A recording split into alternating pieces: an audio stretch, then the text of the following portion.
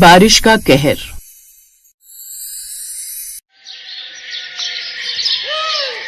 सुनीता, जल्दी से घर के सारे दरवाजे और खिड़की बंद कर दो। बाहर काफी तेज आंधी आ रही है। ऐसा लग रहा है मानो बाहर बहुत तेज बारिश होने वाली है। ये आप कैसी बातें कर रहे हैं जी?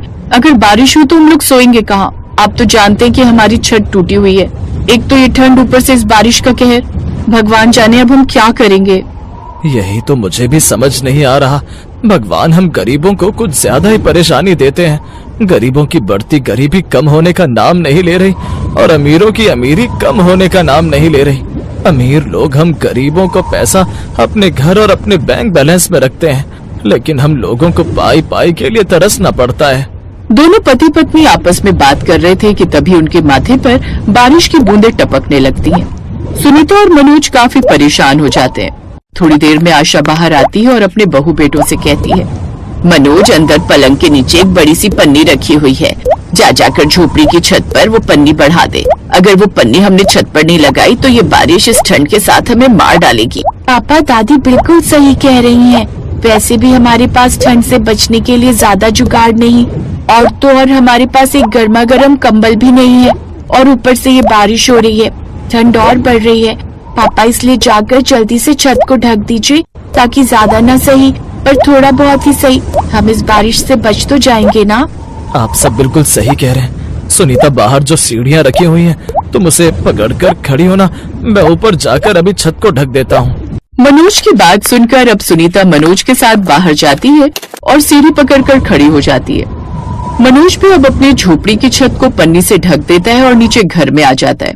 उस बड़ी सी पन्नी को झोपड़ी की छत पर छापने से बारिश का पानी अंदर तो नहीं आता, लेकिन बाहर बढ़ती ठंड मनोज और उसके परिवार की जान लेने पर उतर आती है। पिंकी ठंड से थरथराने लगती है और आशा बूढ़ी होने के कारण उसके पैरों में दर्द होने लगता है, जिसे देख मनोज और सुनीता काफी परेशान हो जाते हैं। मनोज जी, आप जरा भी परेशान मत होइए। घर में कुछ सूखी लकड़ियां हैं, मैं उन्हें जला देती हूँ। उन लकड़ियों से ठंड भी काबू में रहेगी और बारिश से भी हमारा बचाव हो जाएगा। थोड़ी देर बाद सुनीता अपने घर में कुछ सूखी लकड़ियां जलाती है। उन जलती लकड़ियों की गर्माहट में अब आशा और पिंकी को काफी राहत पहुंचती है, पर अपने परिवार को इस तरह देख मनोज काफी परेशान हो जाता है। पूरी रात बारिश होती है और ठंड यूं ही बढ़ती जाती है। अगली सुबह मनोज जब उठता है तो देखता है कि अब उसके घर में पानी भर रहा है, जिसे देख वो काफी परेशान होने लगता है। झोपड़ी की छत पर डाली गई पन्नी जगह जगह से फट गई थी और रिसता हुआ पानी अब फर्श पर एक छोटी नदी का रूप ले चुका था। सुनीता, जल्दी उठो, देखो ये क्या हो गया। पानी अंदर आ गया, हमारी सारी मेहनत बेकार गई। हे भगवान, ये क्या हो गया? माँ जी, पिंकी उठो, पानी आ गया है। सुनीता तुरंत आशा और पिंकी को उठाती है और उन्हें उस ऊंचे हिस्से में ले जाती है जहाँ पानी कम जमा हुआ था। मनोज तुरंत टिन का डिब्बा उठाता है और फर्श पर जमे पानी को बाहर फेंकना शुरू कर देता है। तो वही पिंकी कांपते और खांसते हुए अपनी माँ से कहती है, माँ, बहुत ठंड लग रही है और अब तो ये पानी कहाँ से आ गया? मैं अभी पानी बाहर निकालता हूँ बेटा, तुम चिंता मत करो, ये गरीब का नसीब है और कुछ नहीं। मनोज, तुम दोनों क्यों परेशान हो? बेटा, तुम अपनी पिंकी और सुनीता का ध्यान रखो। ये बारिश हमारे लिए प्रलय है। माँ, आप ऐसी बातें मत कहो। जब तक मैं जिंदा हूँ तब तक मैं हार नहीं मानूंगा। हम सब मिलकर इस मुसीबत का सामना करेंगे, लेकिन मुझे काम पर जाना होगा। आज मजदूरी नहीं मिली तो हम रात का खाना भी नहीं खा पाएंगे। हाँ जी, आप जाइए, लेकिन अपना ध्यान रखना। बाहर बहुत ठंड और कीचड़ है। ध्यान से जाना और ध्यान से काम करना। मनोज अपना फटा हुआ स्वेटर पहनता है और ठेकेदार से काम की उम्मीद में घर से निकल जाता है, लेकिन ठेकेदार के घर पहुंचने पर उसे निराशा ही मिलती है। एक नौकर उसे डांट कर कहता है, अभी साहब सो रहे हो? और आज कोई काम नहीं है, जब देखो मुंह उठाकर आ जाते हो। चलो जाओ यहाँ से। मनोज खाली हाथ और निराश होकर वापस अपनी झोपड़ी की ओर चल पड़ता है। उसका दिल भारी था क्योंकि उसके पास शाम के भोजन के लिए भी एक पैसा नहीं था। जैसे वो घर पहुंचता है, उसकी नजर पिंकी पर पड़ती है। सुनीता, काम नहीं मिला। ठेकेदार ने दरवाजा भी नहीं खोला और अपने एक नौकर को बाहर भेजकर मुझे कह दिया कि आज काम नहीं है। आप क्या बात कर रहे हैं जी? ये तो एक और बड़ी मुसीबत आ गई। पिंकी को बहुत तेज बुखार है, रात भर भीगी इसलिए ठंड लग गई। हमें डॉक्टर के पास जाना पड़ेगा। मनोज तुरंत अपनी बेटी को गोद में उठाता है और उसे फटे हुए शॉल से लपेटकर डॉक्टर के क्लिनिक की ओर चल पड़ता है। वो किसी तरह डॉक्टर के पास पहुंचता है। डॉक्टर जांच करते हैं और कहते हैं कि पिंकी को तेज निमोनिया है और इसे तुरंत दवाइयां चाहिए, इसीलिए जल्दी से काउंटर पर फीस जमा करवा दो ताकि पिंकी का इलाज हो सके। डॉक्टर साहब, मेरे पास इस वक्त सिर्फ 50 रुपए हैं। मैं एक मजदूर हूँ, मेरी बेटी की जान खतरे में है। मैं आपको बाकी पैसे कल सुबह काम पर जाते ही दे दूंगा। प्लीज मेरी बेटी की जान बचा लीजिए। माफ करना, बिना पैसे के दवाई नहीं दे सकता मैं। नियम तो नियम है। डॉक्टर की ये बात सुनकर अब मनोज का दिल टूट जाता है, क्योंकि उसकी गरीबी ने उसे लाचार कर दिया था। उसकी आंखों से आंसू बह रहे थे।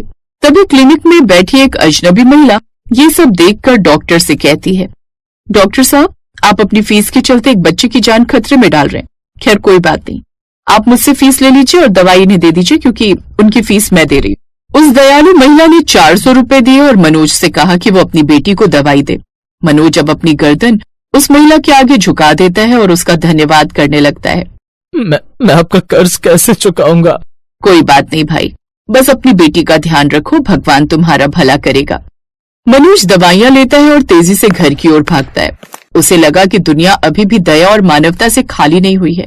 घर पहुंचकर मनोज सुनीता को पिंकी की दवाई दे देता है और वो दवाई पिंकी को खिलाने को कहता है। कुछ देर बाद अब वो उसे गर्म कपड़ों से ढक देते हैं। अगले कुछ दिन तक पिंकी का बुखार धीरे धीरे कम होता है। मनोज को अब भी काम नहीं मिलता, लेकिन वो हर दिन कुछ न कुछ मजदूरी जुटाने की कोशिश करता है। आप इतने उदास क्यों हैं जी? पिंकी अब ठीक हो रही है। मैं उस अजनबी महिला के बारे में सोच रहा हूँ जिसने हमारी मदद की। हम इतने गरीब हैं कि अपनी बेटी की दवाई भी खुद नहीं खरीद सकते, और उस ठेकेदार ने हमें एक दिन की मजदूरी भी नहीं दी। बेटा, अमीरी और गरीबी ईश्वर की देन नहीं बल्कि इंसानों की बनाई हुई है। तुम निराश मत हो, अब मौसम थोड़ा खुल गया है, तुम हिम्मत मत हारो। आप सब सही कह रहे हैं, मैं अब और नहीं मानूंगा। मुझे पता है कि मुझे सिर्फ अपने परिवार को नहीं बचाना बल्कि उस महिला का कर्ज भी चुकाना है। सुनीता, आज से हम फिर से शुरुआत करेंगे। मैं आज से सिर्फ मजदूरी ही नहीं बल्कि एक बेहतर जिंदगी कमाने की कोशिश करूंगा। हम इस झोपड़ी को बदल कर रहेंगे। ये बारिश हमें तोड़ नहीं सकती। हम इस ठंड और इस गरीबी को हरा कर रहेंगे। हम आपके साथ हैं जी, हम जरूर जीतेंगे। मनोज अपने घर की टूटी फूटी दीवारों को देखता है। बारिश का पानी और ठंड उन्हें डरा नहीं पाई थी, क्योंकि उनके पास आपसी प्रेम और अटूट साहस की गर्मी थी।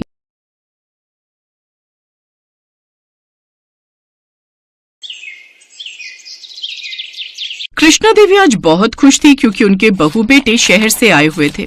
वैसे कुछ भी कहो, ठंड में मक्के की रोटी, सरसों का साग, गाजर का हलवा, ये सब चीजें बहुत अच्छी लगती है। तो और लो ना बहू, तुमने हलवा तो बहुत ही कम लिया है। छोटी बहू, तुम भी तो खाओ, तुम भी तो बस बनाने में ही लगी हुई हो। मैं बना लूंगी, तुम भी गरम गरम खाओ। ठंड में गरम गरम खाना अच्छा लगता है। माँ जी, मैं और आप एक साथ खाएंगे। मैं आपकी और अपनी थाली लगा रही हूँ। माँ, अपनी दवाइयाँ वगैरह भी रख लेना, क्योंकि मुझे पता है तुम गांव की देसी दवाई लेती हो, उसी से तुम्हें आराम मिलता है। हाँ, मैंने पूरे 2 महीने की दवाई वैद्य जी से ले ली है। और वैसे भी मैं पूरी सर्दी अपने बेटे बहुओं के साथ रहूंगी, तो मुझे भी घुटनों में आराम ही मिलेगा। ये दवाई तो बस नाम के लिए ले जा रही हूँ। असली दवाई तो मेरी इन दोनों बहुओं की सेवा है। मेरी दोनों बहुएं ठंड में मेरा इतना ख्याल जो रखेंगी। क्यों सुमन, वर्षा, मैंने तुम दोनों के लिए ठीक कहा ना? जी माँ जी। कई सालों बाद ठंड के मौसम में कृष्णा देवी और हरिप्रसाद अपने बेटा बहू के साथ शहर जा रहे थे, इसलिए दोनों ही बहुत खुश थे। कृष्णा, तुमने रामलाल गजक वाले से मूंगफली रेवड़ी गजक मंगवाई थी, मैं ले आया हूँ। हाँ, ये ठीक किया। अब शहर की धूप में आराम से बैठकर तुम और मैं ये मूंगफली, रेवड़ी और गजक का आनंद उठाया करेंगे। हाँ, ये तो तुमने बात बिल्कुल सही कही। गांव की ठंड तो हम हर बार देखते हैं, इस बार शहर की ठंड का लुत्फ उठाएंगे। कृष्णा देवी और हरिप्रसाद अपने बेटे बहू के साथ शहर पहुंचते हैं, पर जैसे ही रेलवे स्टेशन से घर के लिए ऑटो करने लगते हैं, तभी बड़ी बहू बोलती है, वर्षा, एक काम करते हैं, माँ बाबूजी को कुछ समय के लिए हम अपने साथ ले जाते हैं, फिर कुछ समय हमारे पास रहकर वो तुम्हारे घर आ जाएंगे। वो माँ जी, मैं इसलिए कह रही हूँ क्योंकि मेरा घर और वर्षा का घर दूरी पर है, फिर रोज रोज आपका आना जाना मुश्किल है। ये भी ठीक रहेगा, हम कुछ दिन तुम्हारे साथ रह लेते हैं, फिर हम अपनी छोटी बहू के पास रह लेंगे। कृष्णा देवी और हरिप्रसाद पहले अपने बड़े बेटे बहू के घर रहने आ जाते हैं। सुमन बहुत चालाक थी। उसने जानबूझकर ऐसा किया था। उसे पता था कि ठंड के दिनों में वो रसोई में ज्यादा काम नहीं कर पाती है और दिल्ली की सर्दी वैसे भी कड़ाके की पड़ रही थी। सुमन की सफाई बर्तन वाली गांव गई हुई थी। सुमन को पता था कि अगले 1 महीने तक ठंड में कोई नई काम वाली मिलने वाली नहीं, इसलिए उसने इस बात का फायदा उठाया और फिर अगले दिन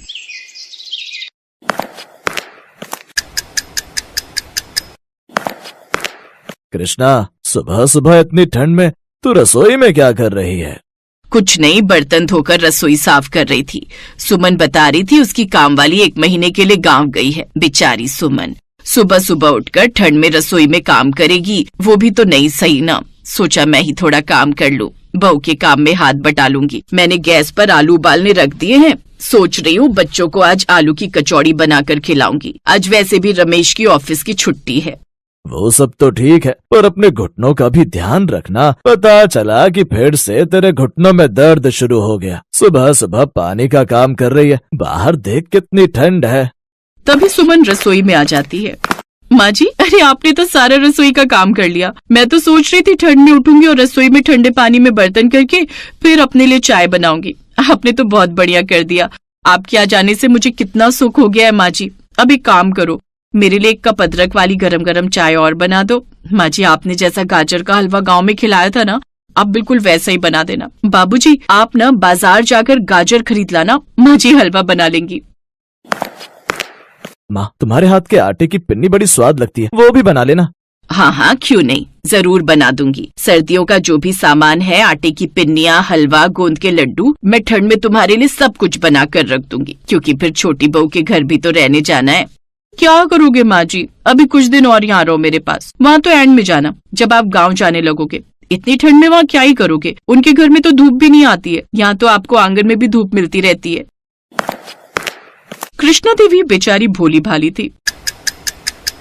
अकेले ही कृष्णा देवी ने ढेर सारा गाजर का हलवा भी बनाया और पिन्नी लड्डू भी बनाए। अब तो सुमन को अपनी सास की मानो आदत ही हो गई थी। वो जब देखो भरी ठंड में अपनी सास से कुछ न कुछ खाने का बनवाती रहती थी और खुद वो एक काम करके राजी नहीं थी। एक दोपहर 60 साल की बुजुर्ग कृष्णा देवी ठंड में रसोई में सारा काम करके नाश्ता बना रही थी और सुमन नाश्ता खा रही थी। तभी कृष्णा देवी का छोटा बेटा और बहू वर्षा आ गए। उन्होंने जब ये नजारा देखा तो वर्षा से रहा नहीं गया और वो बहाने से अपनी सास से बोली, माँ जी, वो मैं सत्यनारायण भगवान की कथा करवा रही हूँ, इसलिए आपको लेने आई हूँ। आज इनकी छुट्टी थी तो कार से ही आ गए। आप अपना सामान पैक कर लो और अब आप मेरे साथ रहने चलो। अचानक सत्यनारायण भगवान की कथा? पर इतनी जल्दी कैसे प्लान बना लिया? भगवान के काम में प्लान क्या बनाना, जब उनकी इच्छा होती है तभी सारे काम हो जाते हैं। पर आज तो सुमन ने साग मंगवाया हुआ था, वो भी साफ करना है, बनाना है। हाँ, अगर माँ जी चली गई तो इतने ठंडे पानी से साग कौन धोएगा? अब मेरा मतलब है माँ जी साग बहुत अच्छा बनाती है ना, मैं ये कह रही थी। अब आपके साग के चक्कर में माँ जी थोड़ी यहाँ बैठी रहेंगी। आप बना लो साग, आपको भी तो आता है। और एक काम करना, माँ जी के लिए भिजवा देना। अरे मैं लेता जाऊंगा भाभी, मुझे वैसे भी इस साइड दोबारा आना है। आप साग बनाकर तैयार रखना। वर्षा के ससुर बहुत खुश थे क्योंकि वो जानते थे कि उनकी छोटी बहू वर्षा बहुत अच्छी है और वो सुमन की तरह कृष्णा देवी को ठंड में परेशान भी नहीं होने देगी। कहीं न कहीं उन्होंने चोरी छुपे अपनी बहू से पहले ये बात कह दी थी, इसीलिए तो वर्षा बहाने से अपनी सास को लेने आई थी। सास के जाने के बाद सुमन को अपनी सास की कदर हुई क्योंकि सास के होते हुए तो वो कोई काम कर ही नहीं रही थी, ठंड से बची हुई थी। पर सास के जाते ही सारे काम उसके सिर पर आ गए। कृष्णा देवी को अपनी बड़ी बहू और छोटी बहू में फर्क उसी दिन समझ में आ गया जब दोपहर के समय कृष्णा देवी और हरिप्रसाद छत पर धूप सेक रहे थे और बहू वर्षा उनके लिए गरम गरम खाना बनाकर ला रही थी। माँ, बाबूजी, मूली और अमरूद भी काट कर लाई हूँ, कल ये ऑफिस से आते हुए ले आए थे। कच्ची कच्ची मूली है, अमरूद देखो कितना मीठा है। माँ जी खाकर देखो। कृष्णा, सच बताना, क्या छोटी बहू के घर आकर तुम्हें अच्छा नहीं लग रहा? बहुत अच्छा लग रहा है जी। वर्षा, तुम बहुत अच्छी हो बहू। और वो मैं कह रही थी सत्यनारायण भगवान की कथा। माँ जी, अब मुँह से बोला है तो हम जरूर करवाएंगे सत्यनारायण भगवान की कथा। क्यों बाबूजी? हाँ बहू, जरूर करवाएंगे, कल ही रख देते हैं। बहू, प्रसाद वगैरह बनाना हो तो मुझे बता देना। माँ जी, आप मेरे पास हो ना तो यहाँ पर आप आराम से रहो, मैं आपको कोई काम नहीं करने दूंगी। आप मेरे पास आराम के लिए आए हो, काम करने के लिए नहीं। और रही बात प्रसाद की तो वो तो मैं बना लूंगी। छोटी बहू वर्षा की बात सुनकर कृष्णा देवी की आंखों में आंसू आ गए। सच ही तो है, हमारे बड़े हमसे और क्या चाहते हैं, बस अपनापन और प्यार। वो हमारे लिए इतना कुछ करते हैं, वो भी बिना किसी स्वार्थ के। तो हमें भी अपने बड़ों की सेवा निस्वार्थ भावना से करनी चाहिए। यही अच्छे संस्कारों की पहचान। Thanks for watching.